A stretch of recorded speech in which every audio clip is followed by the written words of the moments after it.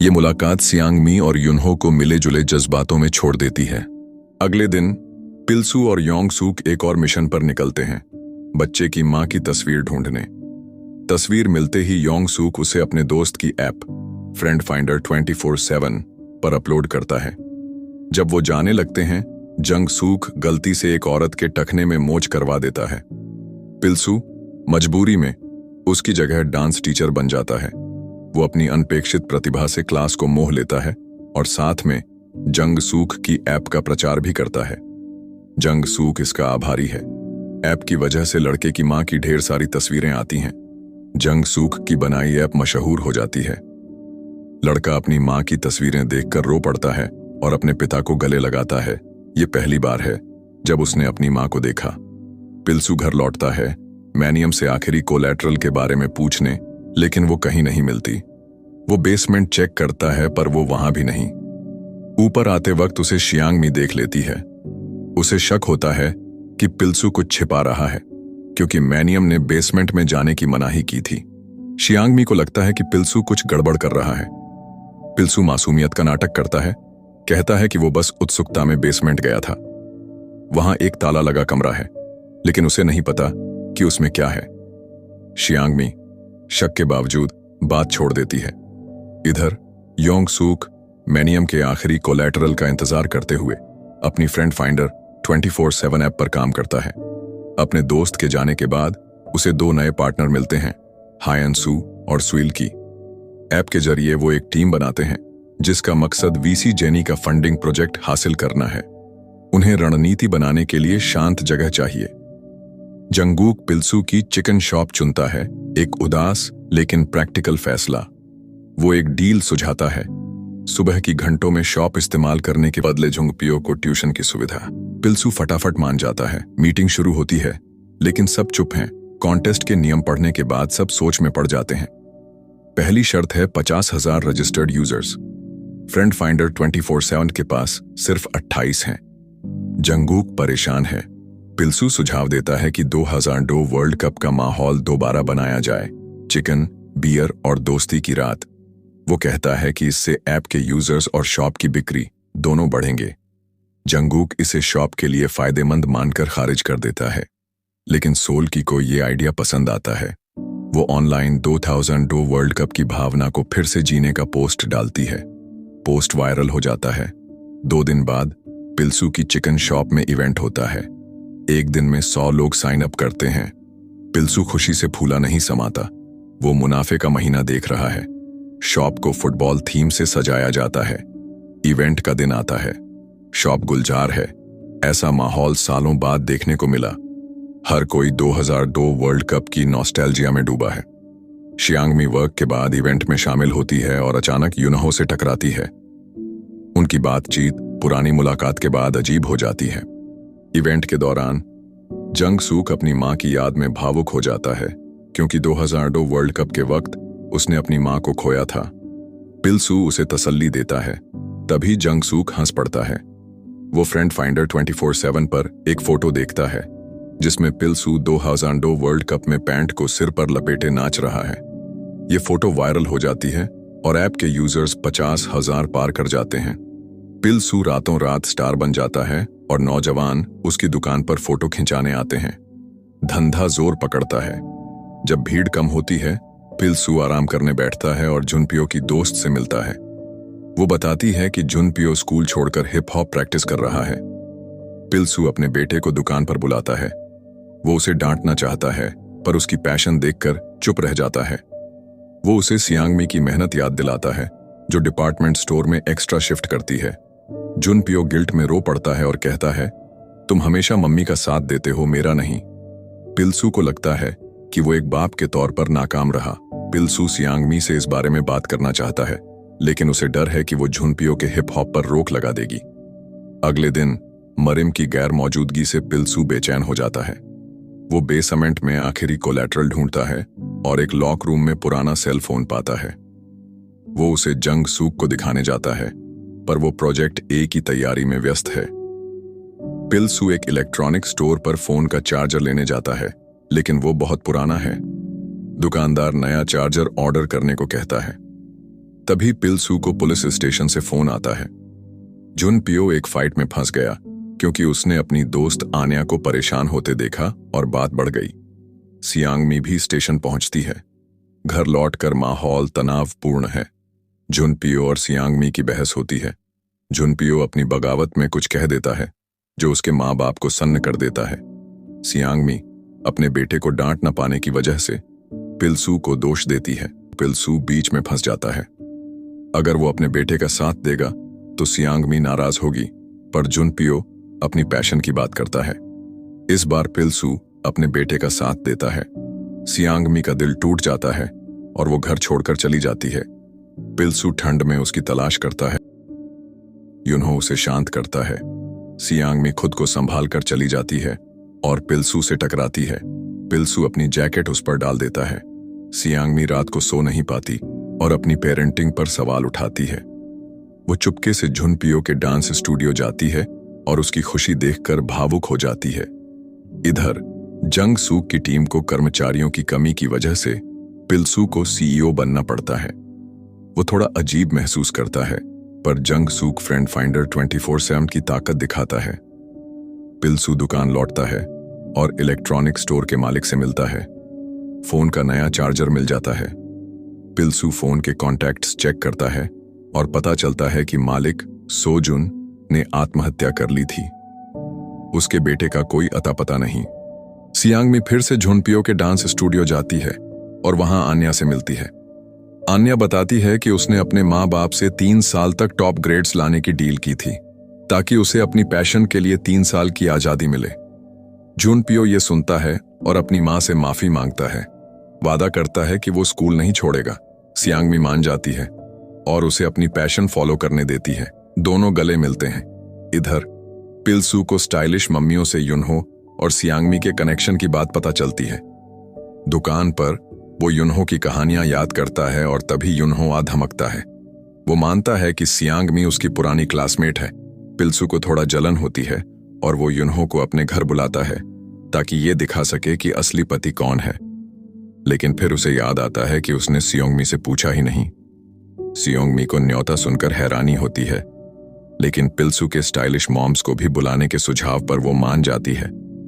पिलसू को समझ आता है कि सियांगमी ने युनहो का जिक्र क्यों छुपाया, क्योंकि वो कोई गलतफहमी नहीं चाहती थी। उसकी समझदारी देखकर सियांगमी का दिल पिघल जाता है। पिलसू पूरे दिन किचन में नई नई रेसिपी आजमाता है ताकि सियांगमी की फेवरेट कटलेट्स के लिए परफेक्ट सॉस बना सके। आखिरकार उसे कामयाबी मिलती है और वो खुशी से फूला नहीं समाता। लेकिन तभी उसे पता चलता है कि जिस रात उसका और सियांगमी का जुनपियो को लेकर झगड़ा हुआ था, वो युनहो के घर गई थी। पिलसू का मूड खराब हो जाता है और वो युनहो को ड्रिंक के लिए बुलाता है, लेकिन उनकी दोस्ती में अब तनाव है। बातचीत के बाद पिलसू गुस्से में चला जाता है। सियांगमी को पिलसू की नाराजगी की चिंता होती है, लेकिन सब ठीक हो जाता है। उसे एहसास होता है कि पिलसू को उसकी और उनके परिवार की कितनी फिक्र है, और वो सोचती है, पहला प्यार तो बस पहला प्यार है। अब मेरा पति और परिवार ही मेरी प्रायोरिटी है। अगले दिन पिलसू जंग सुख के पास जाता है और वहां कंप्यूटर पर एक फैमिली फोटो देखता है। वो दंग रह जाता है क्योंकि फोटो में एक लड़का है जो जंग सुख की मां के फोन में दिखने वाले लड़के से मिलता जुलता है। पिलसू तुरंत मैनियम को कॉल करता है, लेकिन वो जवाब नहीं देती। वो एक मैसेज छोड़ता है और मैनियम तुरंत कॉल बैक करती है। मैनियम बताती है कि वो फोन वापस करने को तैयार नहीं थी क्योंकि समय सही नहीं था। वो कबूल करती है कि उसकी लालच ने जंग सुख की मां को आत्महत्या के लिए मजबूर किया था। वो ये भी बताती है कि उसका टेम्पररी स्टे खत्म हो गया है और वो अब जा रही है। पिलसू इस खुलासे से परेशान हो जाता है और उसे डर है कि जंग सुख ये बात जानकर क्या करेगा।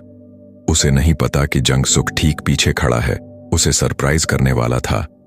शुक्र है जंग सुख ने पिलसू की बुदबुदाहट नहीं सुनी। जंग सुख पिलसू को खुशखबरी सुनाता है। फ्रेंड फाइंडर 247 अब डिलीवरी फीचर लॉन्च करने वाला है जो पिलसू की हाई डिलीवरी कॉस्ट की समस्या हल करेगा। पिलसू इस ऐप पर डिलीवरी रिक्वेस्ट पोस्ट कर सकता है और रेस्टोरेंट ड्राइवर्स को शॉप वाउचर्स से पेमेंट कर सकते हैं। पिलसू बहुत खुश होता है। इस फीचर को और बढ़ाने के लिए उन्हें और रेस्तरां चाहिए। पिल्सू जंग सुख को लेकर मोहल्ले में जाता है और 8 रेस्तरां को साइन अप करवाता है। तभी एक नया ऑर्डर आता है, लेकिन कोई ड्राइवर नहीं है। जंग सुख खुद ऑन ऑर्डर डिलीवर करने चला जाता है। घर पर जंग सुख पिल्सू की मदद से चिकन शॉप के मेन्यू के लिए नई क्रीमी सॉस बनाता है ताकि ज्यादा डिलीवरी ऑन ऑर्डर्स आए। सॉस सबको पसंद आता है और ऑन ऑर्डर्स बढ़ने लगते हैं। डिलीवरी फीचर भी हिट हो जाता है। पिल्सू घर पर अपना फोन लेने जाता है जो वो भूल आया था। वहां उसे घर तहस नहस मिलता है और कुछ लोग बंधे हुए हैं। ये लोग मैनियम के पुराने गुंडे हैं। पिल्सू की कोशिश के बावजूद एक गुंडा भाग निकलता है। तभी जंग सुख आता है और जमीन पर पड़ा फोन देखता है। फोन खोलते ही उसे अपनी फैमिली फोटो दिखती है। वो बचे हुए गुंडे से पूछता है कि ये फोन उसके पास कैसे आया। गुंडा बताता है कि मैनियम उसकी मां की मौत की जिम्मेदार थी। पिल्सू के लौटने तक पुलिस आ चुकी होती है और गुंडे को गिरफ्तार कर लेती है। मैनियम को खबर मिलती है और वो घर लौटती है। जंग सुख उसका सामना करता है और गुस्से में चला जाता है। पिल्सू उसके पीछे भागता है और समुद्र किनारे उससे बात करता है। वो जंग सुख को शांत होने को कहता है और प्रोजेक्ट ए और उनकी टीम की याद दिलाता है। जंग सुख शांत होता है और स्टोन हाउस लौटकर काम शुरू करता है। उन्हें फ्रेंड फाइंडर 240 एलायंस के लिए फंडिंग चाहिए। टीम पिल्सू से कहती है कि वो एक बिजनेस ओनर के नजरिए से डिलीवरी फीचर के फायदे बताए। पिल्सू मान जाता है क्योंकि आखिर वो सीईओ है। पिच के दिन पिल्सू लकी चार्म के लिए अपनी मशहूर पैंट्स ऑन हेड लुक अपनाता है। घबराहट में वो बाथरूम भागता है और वहां युनहो से टकरा जाता है। दोनों थोड़ी बात करते हैं और पिल्सू तैयारी के लिए निकल जाता है। शायद लाल पैंट्स की वजह से जंग सुख की टीम की पिच सक्सेसफुल होती है। रिजल्ट कुछ दिनों में आएगा। सेलिब्रेशन में पिल्सू सबको कोरियन बीबीक्यू खिलाता है। खाने के दौरान हयांसू बताता है कि उसने किसी को पिल्सू और युनहो की तस्वीरें लेते देखा। पिल्सू इसे वर्ल्ड कप इवेंट का फैन समझकर टाल देता है। पिल्सू और जंग सुख साथ में निकलते हैं। पिल्सू को जंग सुख के साथ काम करके जवानी की एनर्जी फिर से महसूस होती है। दोनों की उम्र का फासला मिट जाता है और वो सच्चे दोस्त बन जाते हैं। प्रोजेक्ट ए खत्म होने वाला है। जज फ्रेंड फाइंडर 247 और दूसरी ऐप गोल्डन कपिड के बीच बंटे हुए हैं। युनहो फ्रेंड फाइंडर 247 को सपोर्ट करता है, जिससे डायरेक्टर चा नाराज हो जाती है। वो गोल्डन कपिड के डेवलपर मिन से मिलती है और रणनीति बनाती है। मिन के पास युनहो और सियोंग मी की तस्वीरें हैं और पिल्सू युनहो की हैंडशेक की फोटो भी। इन तस्वीरों से वो युनहो पर बायस होने का इल्जाम लगाकर उसे वीसी जीनी से निकलवाने की धमकी देती है, लेकिन कर्मा तेजी से काम करता है। गोल्डन कपिड यूजर्स ऐप को स्कैम बताते हैं क्योंकि एक महिला को वहां कॉन आर्टिस्ट मिला। मिंजे इस स्कैंडल से डरकर पीड़िता को चुप कराने की कोशिश करता है। खबर तेजी से फैलती है और डायरेक्टर चा मिंजे को छोड़ देती है। मिंजे अब डूबने या तैरने की कगार पर है। इधर सियोंग मी को मैनियम का व्यवहार अजीब लगता है। वो उसके कमरे में जाती है, लेकिन मैनियम उसे और पिल्सू को मार्केट प्लेस ले जाती है, जहां उसने लोन शार्किंग शुरू की थी। मैनियम बताती है कि उसका समय अब कम बचा है और वो अपनी आखिरी सांसें यहीं बिताना चाहती है। पिल्सू गुस्से में उसे हॉस्पिटल जाने को कहता है, लेकिन वो कहती है कि कुछ नहीं हो सकता। वो सियोंग मी और पिल्सू से जंग सुख को उसकी बीमारी के बारे में न बताने को कहती है। चिकन शॉप पर पिल्सू हैरान है। पहले खाली रहने वाली दुकान अब ग्राहकों से भरी है। फ्रेंड फाइंडर 247 के डिलीवरी फीचर ने उसकी दुकान को मशहूर कर दिया। वो विस्तार और कामयाबी के सपने देखने लगता है। घर लौटकर वो मैनियम को चांद देखते हुए पाता है। वो बताता है कि वो गरीब बच्चों की मदद करना चाहता है और मैनियम को एक शानदार आइडिया आता है। अगले दिन जंग सुख और उसकी टीम कॉन्टेस्ट के रिजल्ट का इंतजार करते हैं। वो जीत जाते हैं। सब खुशी से गले मिलते हैं और पिल्सू सीईओ बनकर घर में जीत का नाच करता है। लेकिन मिंजे हार नहीं मानता। वो युनहो के असिस्टेंट एलेक्स को तस्वीरों से ब्लैकमेल करता है। एलेक्स पिल्सू से युनहो से संपर्क करने को कहता है, लेकिन युनहो फ्रेंड फाइंडर 247 की इज्जत बचाने के लिए इस्तीफा दे चुका है और गायब है। पिल्सू डायरेक्टर चाह से भिड़ता है, लेकिन कुछ नहीं होता। अगले दिन इन्वेस्टमेंट कॉन्ट्रैक्ट साइन करने का दिन है। पिल्सू सच बताने और चुप रहने के बीच फंस जाता है, लेकिन जंग सुख कॉन्ट्रैक्ट साइन करने से मना कर देता है। वो कहता है कि कंपनी और उनके विजन में तालमेल नहीं था। पिल्सू को उसका ये कदम हैरान करता है। पिल्सू को खबर मिलती है कि उसका पुराना मकान मालिक बिल्डिंग वापस लेना चाहता है और उसे लीज खत्म होने पर निकलना होगा। तभी मैनियम के जानने वाले मिस्टर यांग मिलने बुलाते हैं। स्कूटर पर मिस्टर यांग के साथ जाते हुए पिल्सू देखता है कि जंग सुख पर बंदूक तानी जा रही है। वो बचाने दौड़ता है, लेकिन हमलावर अचानक गिर पड़ता है। स्टोन हाउस पर वो एक और साथी को बंधा हुआ पाते हैं। ये लोग मैनियम का सेफ लूटना चाहते थे। पकड़ा गया आदमी जंग सुख के पिता का पुराना साथी था। सच सामने आता है, जंग सुख की मां की मौत और पिता की जेल के लिए मैनियम नहीं, ये लोग जिम्मेदार थे। मैनियम को सदमा लगता है और वो बेहोश हो जाती है। जंग सुख को सच जानकर दुख होता है। उसने मैनियम को गलत समझा। उसे हॉस्पिटल ले जाया जाता है, जहां पता चलता है कि उसे टर्मिनल पैंक्रियाटिक कैंसर है। डॉक्टर कहते हैं कि उसके आखिरी दिन उसकी इच्छाएं पूरी करें। पिल्सू सियोंग मी को मैनियम के साथ अपने समझौते और जंग सुख के गुस्से की वजह बताता है। जंग सुख गिल्ट और पछतावे में डूबा हॉस्पिटल के कॉरिडोर में बैठता है। मैनियम होश में आने पर घर लौटती है और जंग सुख से दिल की बात करती है। वो चाहता है कि मैनियम अब लंबी जिंदगी जिए। मैनियम की लोन शार्क की बदनामी मिटाने के लिए वो और जंग सुख फ्रेंड फाइंडर 247 से दोस्त ढूंढते हैं।